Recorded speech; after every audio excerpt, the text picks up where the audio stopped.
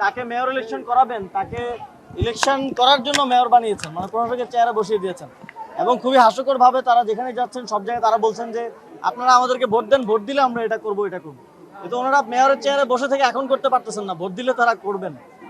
এবং তারপরে যেটা আরিফ ভাই বললেন যে সরকারি কোষাগারের টাকায়, সিটি কর্পোরেশনের টাকায় তারা নিজেদের নির্বাচনী প্রচারণা করছেন, সিটি কর্পোরেশনের লোগো ব্যবহার করছেন সে ধরনের প্রচারণায়। এবং যাদের দায়িত্ব আসলে নগরীতে অতিরিক্ত পোস্টার এগুলো সরানো, এগুলো পরিষ্কার পরিচ্ছন্ন রাখা, তারা লাখ লাখ পোস্টার লাগিয়ে নগরটা দূষিত করে ফেলেছেন। এবং আমরা তো দেখেছি যে সিটি কর্পোরেশন আমাদের কাছে একটা কেস স্টাডি হয়ে গেছে জনগণের জায়গা থেকেও, যে তারা আসলে মেয়র হলে কিভাবে কি করবেন। এই ইয়াতে কোরবানির ঈদে আমরা দেখেছি যে হাট নিয়ে তারা কি করেছেন, যেখানে জীবনে কখনো হাট হইতো না, মানুষের আবাসিক এলাকার ভিতরে ভিতরে পর্যন্ত তাদের পৃষ্ঠপোষকতায় হাট হয়েছে, মেট্রো রেলের স্টেশনের নিচে তাদের পৃষ্ঠপোষকতায় হাট হয়েছে। এই যে অব্যবস্থাপনা তারা প্রশাসক হয়ে করেছেন, এটা দিয়ে তারা প্রমাণ করে দিয়েছেন যে তারা মেয়র হওয়ার, এই শহরের মেয়র হওয়ার যোগ্য না। এবং আগামী দিনেও আমরা মনে করি যে কোনোভাবেই তাদের এই প্রশাসকের পদে বসে থেকে নির্বাচন করতে দেওয়া উচিত না।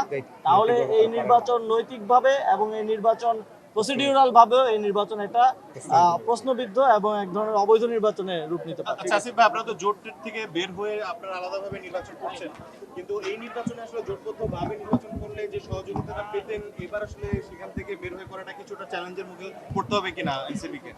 জাতীয় নাগরিক পার্টি এককভাবে স্থানীয় সরকার নির্বাচনে অংশগ্রহণের জন্য সর্বাত্মক প্রস্তুতি নিচ্ছে। ইতিমধ্যে আপনারা জানেন আমাদের 100 জন প্রার্থীর নাম ঘোষণা করা হয়েছে, আরো 100 জনের নাম এই কিছুদিনের মধ্যেই ঘোষণা করা হবে। 5টি সিটি কর্পোরেশনের প্রার্থীদের নাম ঘোষণা করা হয়েছে। আমরা সারা দেশে আমাদের প্রস্তুতি নিচ্ছি স্থানীয় সরকারে অংশগ্রহণ করার, এবং সেই সক্ষমতা আমাদের রয়েছে। এখন জোটের বিষয়ে, জোটের নির্বাচন হবে কি হবে না সেটা সব রাজনৈতিক দল মিলে বসে তফসিলের পূর্বে বসে এটা বিষয়ে একটা সিদ্ধান্ত মানে আসতে এখনো পারে। কি সুযোগ আছে যে জোটবদ্ধভাবে নির্বাচন করার? দেখা যাক। এটা রাজনৈতিক প্রেক্ষাপট।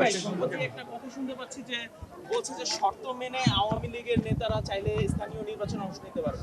এই প্রেক্ষিতে আপনাদের না, এখন আমাদের একটা মুশকিল হয়েছে, এই সরকার তো অনেকে মিলে যাওয়াচ্ছে, আবার আওয়ামী লীগেরও কিছু সফট সাপোর্টার এই গভর্নমেন্টে আছে।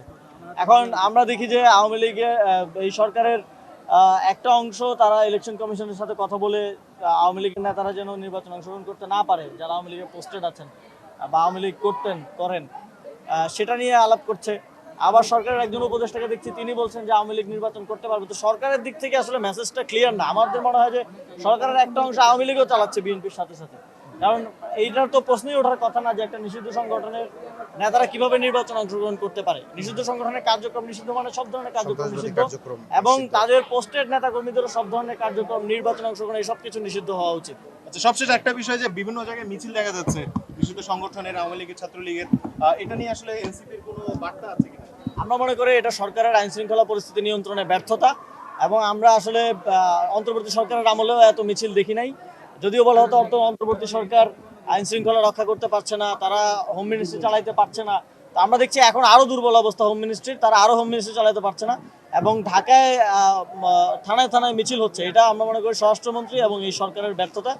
এবং এই নিষিদ্ধ আইনত যেই সংগঠন নিষিদ্ধ, তার কার্যক্রম নিষিদ্ধ, এটা নিশ্চিত করাটা হচ্ছে স্বরাষ্ট্রমন্ত্রী এবং স্বরাষ্ট্র মন্ত্রণালয়ের দায়িত্ব। তারা দায়িত্ব পালন অবহেলা করছে।